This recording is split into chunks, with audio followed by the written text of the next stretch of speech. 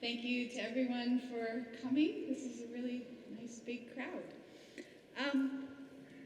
So today I'm going to talk about how cannabis is used in healing, but I'm not really going to focus on the medical side of it because I think the evidence of the medical benefits of marijuana or cannabis are becoming more and more well known, and there are libraries full of research that you can read about it.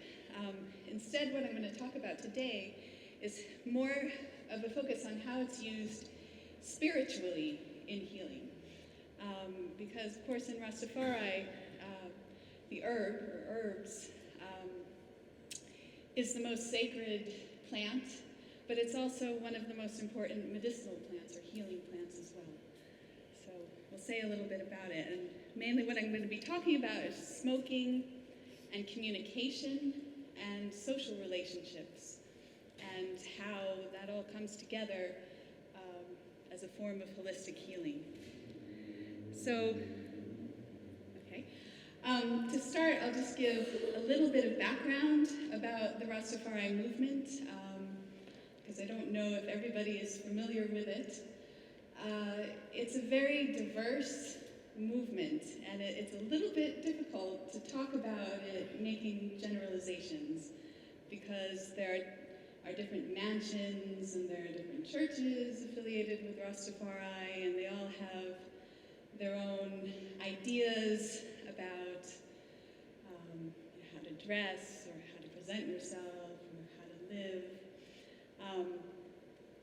But there are a few things that all the different branches of Rastafari have in common. I mean, the main thing is seeing Haile Selassie as an incarnation of Jah, the creator. But also, using herbs, smoking herbs, is very widespread. It's not, you don't have to smoke herbs to be Rastafari, and there are some very well-known and outspoken Rastafari celebrities like Muda Baruka and Yasa Safari, who in fact do not smoke herbs and have spoken sort of slightly against it. But as generalizations go, it's a fairly safe one. Rastafari is very fiery. Fire is very important. Burning, literally, in Rastafari agriculture, they burn fields before they plant them, so that the ashes create a form of fertilizer. And burning Babylon, speaking out against injustice, that's also more of a spiritual burning. And smoking is very important as well. And it runs a little bit counter to current public health messages, where we talk about smoking is bad, and even within the medical marijuana movement, there's a real push towards vaporization and edibles and other forms of cannabis use that don't involve smoking. But from a Rastafari perspective, the smoke is very, very important, actually. And it's actually very important for healing. A couple of other things just to mention. Rastafari is a Black Power movement. A lot of their activity are very focused on repatriation of descendants of the African slave trade back to the African continent. But at the same time, it's also an ecological movement. So there's a lot of emphasis on what's known as ital livity, which is sort of a natural, spiritual way of life. An ital diet, it's like an Afrocentric vegan diet. So it's kind of a plant focus. It's more of a plant-focused culture and livity than it is an animal-focused. So plants are quite important. Okay, so despite the fact that smoking herbs is very widespread in Rastafari, they don't necessarily take it lightly. A lot of people who I've reasoned with about herbs and Rastafari emphasize that it's a professional activity. And it's not necessarily right for everyone. Not everyone has a head for it. And people who do have an affinity towards it need to kind of learn how to smoke it properly if you want to avoid complications. And now part of the reason why it's a professional activity is because my research focuses on Rastafari here in the UK. But even in Jamaica, where the movement started, and other places where it spread, there's usually more than one form of herbs, more than one form of cannabis available. And so over here, you need to know the difference between what's known as cess, which is like sort of the ideal. It's like the most natural form. It's high quality. It's named after sesamia, which is derived from sensamia. So it's an unfertilized, so very strong. But it's, if it's a proper sesame, it's been grown naturally outdoors, under the sun, the air, fresh air, and clean soil, and plenty of spring, I believe spring water or rainwater. But unfortunately, over here in the UK, it's quite hard to find, and reports from friends in Jamaica say even over there, it's kind of sometimes hard to find like a really good quality cess. So then you've got like Mersh, which is short for commercial, which comes in different grades, so you might get a high-grade Mersh, which would be nice, but it's got seeds, and then you need to know how to process it and remove the seeds efficiently.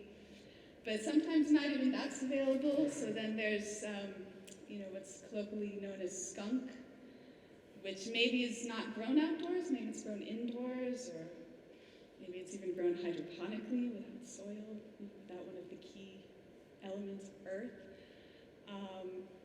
But sometimes, because it might be the only thing around, you might be stuck with it. So you need to be experienced to know how to navigate between these different forms. The other reason why smoking is a professional activity, because, well, the ideal might be to smoke ital, to smoke just pure herb. That's not always practical, because it's an illicit commodity, it's expensive. And so many people, and many Rastafari people I know, typically combine it with tobacco. And if you're going to combine it with tobacco, you need to know what you're doing. And there's different types of tobacco. There's, natural tobacco. There's, maybe loose leaf tobacco, like American Spirit or something like that. And there's cigarettes. And for various economic and social reasons, people use all of these things. And you need to know what you're doing to build a spliff that's going to have a healing, meditative effect. You need to get the balance right. Now, when I first began looking into this, I thought that tobacco smoking in Rastafari, was primarily an economic thing. Herbs are scarce, they're hard to come by, you mix it with tobacco, it stretches it. But in reasoning with smokers in a whole variety of contexts, at ceremonies or backstage at a reggae show or various other places where Rastafari smokers congregate and will reason about it, I came to learn that actually for many people tobacco plays a function as well. And of course tobacco, it's a sort of an ancient healing herb in many Native American cultures. And what tobacco does is it provides some balance to the herb, because the herb, it can be quite strong. And for some people, it can be quite relaxing, but maybe for some people a little bit too relaxing. It puts you in an irie state. Like irie is derived from all right. It's a great place to be. But sometimes being irie is not good, because there are injustices in the world, and you need to be a soldier to tackle those injustices. So tobacco brings in a different spirit into the smoking experience.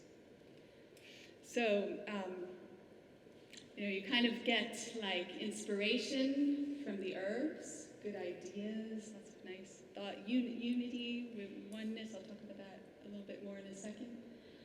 And And then the tobacco brings in a more energetic force, a more energetic spirit. So when it comes to herbs and smoking and healing, from a spiritual perspective, and an anthropological perspective as well, a lot of it involves communication. So talking about smoking and communication, well, smoking is a very important part of the ritual of reasoning. Reasoning is like a Rastafari term used for like big discussions, sort of ritualized discussions about contentious topics, maybe about politics or some kind of injustice, or the police cracking down and trying to deport your friends, and talking about things that can be upsetting emotionally. And so smoking, when you're smoking and reasoning, it helps people kind of stay in a higher state of consciousness so that they can talk about challenging things and they're less apt to get offended or take things personally. And so when people are smoking and reasoning, you have maybe arguments and disagreements, but they're productive. Whereas if you're kind of drinking and talking, maybe a fight might break out. You're more likely to break out. And when you're talking about difficult issues, sometimes that can include illness. And so, of course, from a holistic perspective, sometimes just talking about, maybe symptoms or something that are worrying you, and you might worry about it for a while and keep it inside and try and be strong, but sometimes talking to somebody else can be quite healing and quite therapeutic. And the herb facilitates this process. But another thing that I'm interested in as an anthropologist is not just the idea of smoking and communication, but the idea of smoking as communication. And I don't know how many anthropologists there are in the crowd, but one of the hot topics in social anthropology these days is something known as multi-species ethnography. And this is a trend where, anthropology is the study of people. So multi-species ethnography, multi-species anthropology, is bringing in the other living beings that we people, we humans, interact with. And a lot of the work in anthropology on multi-species ethnography looks at the relationships between humans and other animals. But from my perspective, looking at the relationship between Rastafari people and some of their healing plants, particularly herb, is very, very interesting. And so I've got a paper in review at the moment where I'm kind of arguing that smoking is actually a form of communication, or it facilitates communication between the herbs herself and the person smoking. And there's some evidence in my work that Rastafari do kind of see herbs almost as a person. I mean, they talk about it as female.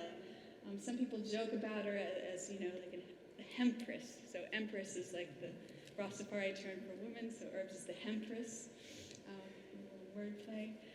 So there is, this idea and this sense that's personified. And I haven't seen much evidence of personification of other plants, except for another one of my research projects looks at roots tonics and bush medicines, and sometimes I've had conversations with people talking about these plants, these bush medicines, and they'll be like, oh, I don't remember the name. What is his name? Not what's its name, but what is his name? So, there is some sense that plants are, they're beings. They're living beings just like we are, and perhaps some of them, like the herbs, have consciousness as well. So consciousness is not just something limited to humans.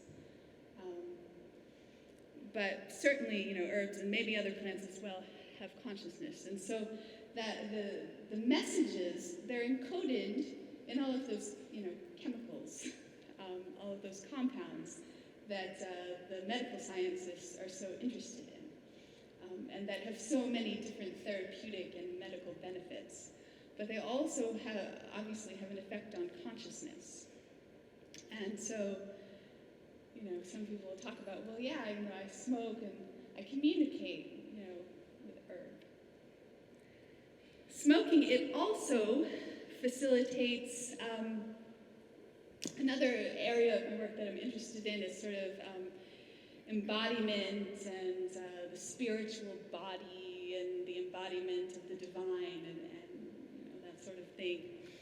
And in Rastafari, one of the reasons why smoking is so useful for reasoning and kind of keeping a cool head while you're reasoning about a contentious topic is because it helps you embody His Majesty, Haile Selassie. So, you smoke, you embody the divine qualities of His Majesty, His statesmanship, His gentleman, His way with words, his, the way to silence people with just a look, and, staying calm and in control, and speaking the truth. Or the embodiment of the Empress Menen as well.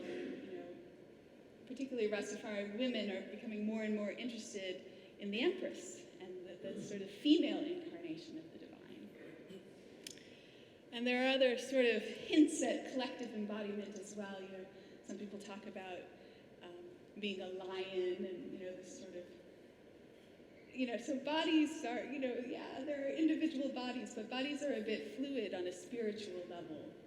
And, we can use our bodies to become divine and to act that way.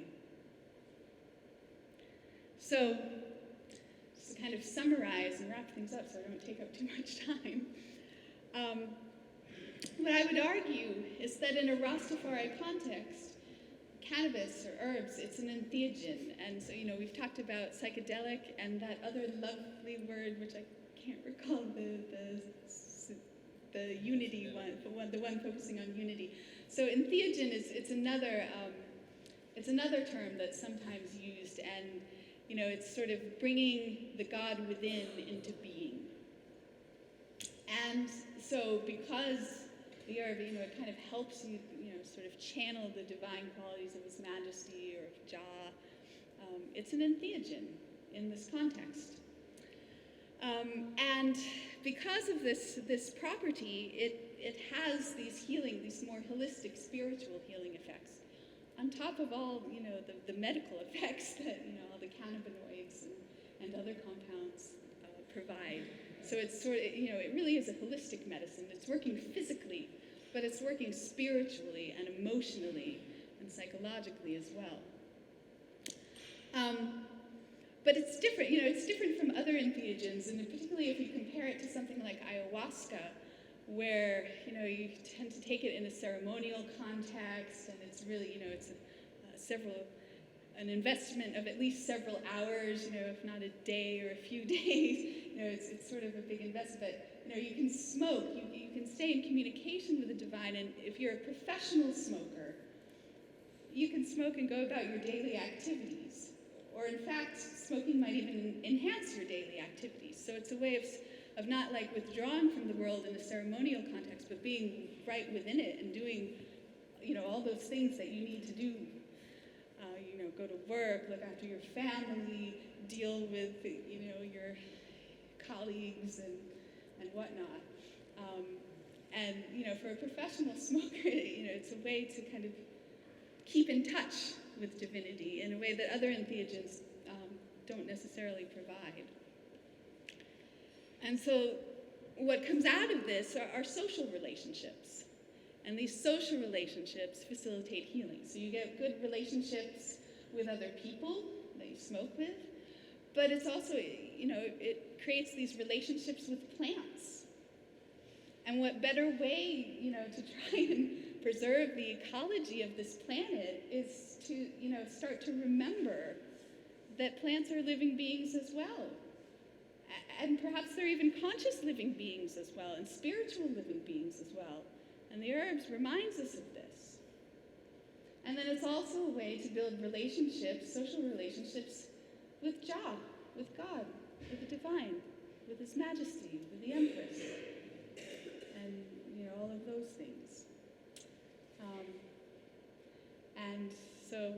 some of the observations that I've made.